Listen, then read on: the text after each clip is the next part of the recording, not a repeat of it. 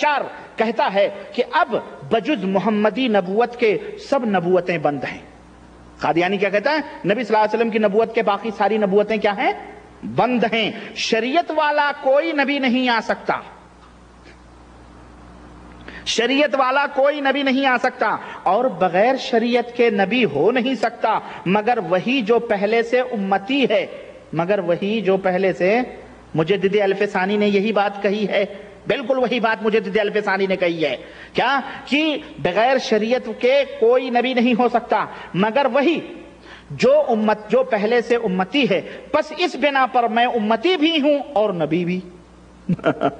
بالکل، میں نے کہا سائن بورڈ لگایا ہے صرف اس نے، واللہ اس نے صرف دعویٰ کیا ہے۔ اگر یہ نہ دعویٰ کرتا، جیسا کہ خود اس نے کہا کہ اگر میں نہ دعویٰ کرتا تو کوئی اور کرتا، اس نے صرف یہ کہہ دیا کہ میں نبی ہوں۔ بقیہ سارے دروازے ان حنفی مقلدوں نے اور ان دیوبندی بریلیوں کے صوفیوں نے اور ان سب لوگوں نے کھول کے رکھے، اور یہ عقیدہ ایک صدی سے اس زمرے صوفیوں کی زمرے میں، حلقے میں بڑا پک رہا تھا۔ قادیانی نے دیکھا میدان خالی ہے، خوب گھٹائیں امٹ کے آئی ہیں، اب بیج ڈالنے کا موسم ہے، ڈال دیا، پاسا مار لیا اس نے۔ سنیے، نمبر 4 یہ کہتا ہے قادیانی، مجھے اپنی وحی پر ایسا ہی ایمان ہے جیسا کہ توریت، انجیل اور قرآن کریم پر ایمان ہے۔ 40 نمبر 5 کہتا ہے، میں خدا کے حکم کے موافق نبی ہوں، میں خدا کے حکم کے موافق نبی ہوں، اگر میں اس سے انکار کروں تو میرا گناہ ہوگا، اور جس حالت میں خدا میرا نام نبی رکھتا ہے تو میں کیوں کر اس سے انکار کر سکتا ہوں۔ یہ مرزا کی آخری تحریر ہے جو 26 مئی سن 1908 کو اخبار میں شائع ہوئی تھی، یہ اس کی آخری تحریر ہے، اس لیے اس نے کہا میں نبی ہوں۔ نمبر 6 جس جگہ کہتا ہے مرزا کہ جس جگہ میں نے نبوت سے انکار کیا ہے صرف اس معنوں میں کیا ہے، سنو، اس کے اوپر کہتے ہیں نا کہ اس نے ختم نبوت کا انکار کیا ہے، وہ اپنی وضاحت کر رہا ہے قادیانی کہ جس جگہ میں نے نبوت کا انکار کیا ہے وہ اس معنی میں کیا ہے کہ میں مستقل طور پر کوئی شریعت لانے والا نبی نہیں ہوں، میں مستقل طور پر کوئی شریعت لانے والا نبی نہیں ہوں، اور نہ شریعت والا نہیں ہوں، اور نہ میں مستقل طور پر نبی ہوں، مگر ان معنوں سے کہ اپنے رسول مقتدی سے باطنی فیوز حاصل کر کے اور اپنے لیے اس کا نام پا کر اس کے واسطے سے خدا کی طرف سے علم غیب پایا ہے۔ واللہ یہ ساری باتیں صوفیوں کے عقیدوں میں موجود ہیں، قسم باللہ،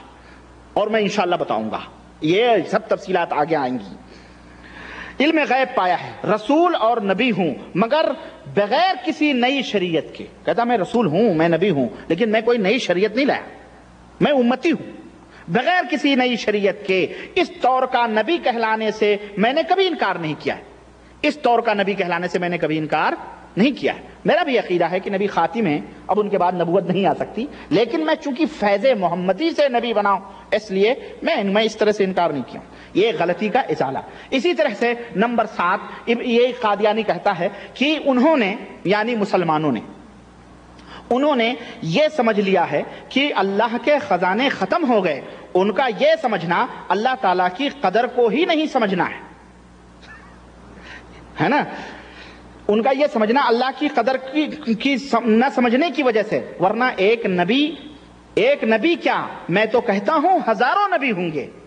ایک استغفر اللہ کیوں کہہ رہے ہو؟ امام شارانی کہیں تو استغفر اللہ آپ کی زبان سے نہ نکلے، ابن عربی کہیں، جس کو شیخ اکبر علماء دیوبند اور علماء بریلی کہیں اس کے اوپر تو استغفر اللہ نہ نکلے، ابو یزید بستامی کہیں کہ اس گھر میں اللہ ہی ہے اور کوئی نہیں ہے تو استغفر اللہ نہ نکلے، قادیانی کہے تو پھر وہی کافر کیوں؟ سوچو۔ اسی طرح سے میرے عزیز قادیانی مکتبہ فکر کے ان تمام باتوں کو اگر ان کے اوپر غور کریں تو ہمیں معلوم ہوگا کہ ابن عربی اور عبد الوہاب شارانی کی اقوال کی صدائے بازگشت ان کے قادیانی کے ان بیانات میں جو ہے گونج رہی ہے، اور اس کے استاذ ابن عربی اور امام شارانی ہی ہیں۔ اچھا، پھر یہ کہتا ہے، اور چنانچہ ہزاروں نبیوں کے آنے کا عقیدہ تو انہوں نے بھی تسلیم کیا ہے۔ پھر یہ کیا کہہ رہا ہے قادیانی؟ کہتا ہے کہ مجھ پر اور میری جماعت پر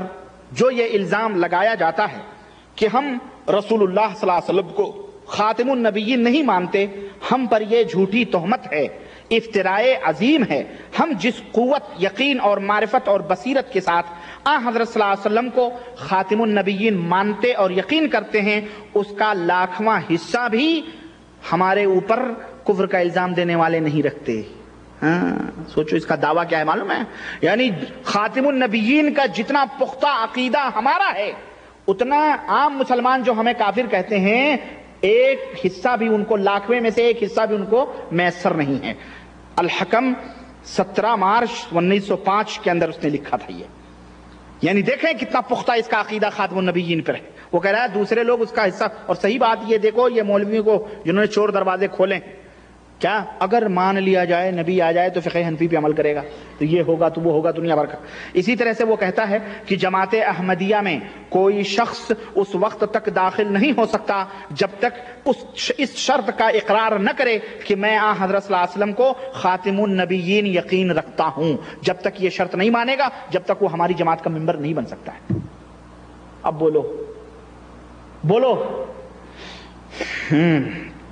میرے عزیز، میرے دوست، ابن عربی نے نبوت کی جو تقسیم کی تھی،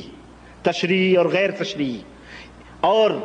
شارانی نے جو کچھ یہ کہا تھا کہ قیامت تک جاری رہے گی، اور صوفیوں نے جو کچھ عقیدہ رکھا، ان تمام سب صوفیوں کے عقیدوں سے اس نے نتیجہ اخذ کیا غلام محمد قادیانی نے، اور اسی سے متاثر ہو کر کے اس نے اپنے آپ کو رسول یا اپنے آپ کو نبی ظاہر کیا، اور ان تمام سب انہی صوفیوں نے یہ گنجائش فراہم کی کہ وہ اپنے آپ کو نبی کہہ لے۔ اور نبوت کی یہ تقسیم تشریع اور غیر تشریع یہ ابن عربی کی ذہن کی اپج ہے، اور عبد الوہاب شارانی نے اس کو پیدا کیا ہے۔ واللہ قرآن کریم اٹھا کر کے دیکھیں، نبی کریم صلی اللہ علیہ وسلم کے بیانات دیکھیں، احادیث دیکھیں، کہیں بھی اللہ کے رسول صلی اللہ علیہ وسلم نے تشریع اور غیر تشریع کی کہیں بھی ذکر نہیں فرمایا۔ یہاں تک کہ آخری زندگی میں بھی اللہ کے نبی نے تشریع اور غیر تشریع، نبی کے آنے اور جانے کا کہیں کوئی ذکر نہیں کیا۔ یہاں تک کہ خطبہ حجۃ الوداع جو کہ ایک اہم خطبہ ہے، اس میں بھی اللہ کے رسول صلی اللہ علیہ وسلم نے ہرگز نہیں یہ تمام سب باتیں بیان کی، بلکہ ان صوفیوں کی ذہنی اپج اور ان صوفیوں کی وجہ سے یہ تمام سب چیزیں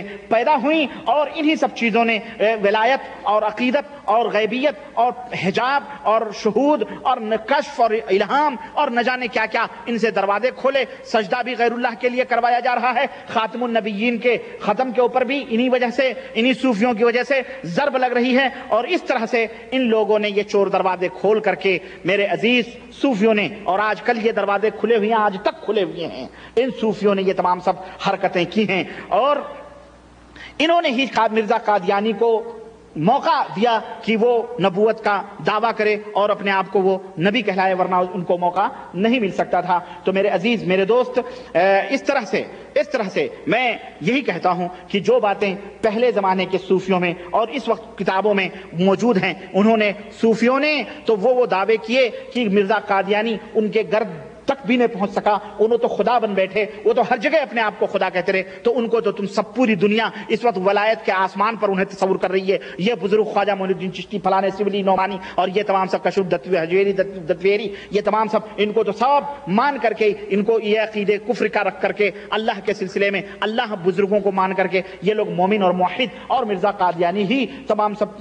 صرف نبوت کا دعویٰ کر کے، اور جبکہ خاتم النبیین کا عقیدہ بھی رکھتا ہے، صرف وہ اظہار کر کے وہ کافر کیوں ہے؟ تو صرف قادیانی ہی کیوں کافر ہے؟ یہ سب لوگ، ان کو کیا کہیں گے آپ، اور ان کو کیا کہا جائے گا جو اس وقت یہ عقیدہ رکھ رہے ہیں اور اپنی کتابوں میں انہوں نے لکھا ہوا ہے؟ یہ فیصلہ ہم آپ کے اوپر چھوڑتے ہیں۔ باقی مسئلہ ذلی اور بروزی کا اور دیگر چیزوں کا انشاءاللہ تبارک و تعالی میں اگلی مجلس میں انشاءاللہ تبارک و تعالی میں اس موضوع کو ختم کرنا چاہتا ہوں، اور اختصار کے ساتھ اگلی مجلس میں اپنی باتوں کو رکھوں گا۔ اللہ سے دعا ہے کہ اللہ تبارک و تعالی ہمیں اور آپ کو نیک عمل کرنے کی توفیق عطا فرمائے، اور ہم سب کو قرآن و سنت کے اوپر چلنے کی توفیق عطا فرمائے۔ وصلی اللہ علی نبینا محمد وعلی آلہ وصحبہ اجمعین، والسلام علیکم ورحمۃ اللہ وبرکاتہ۔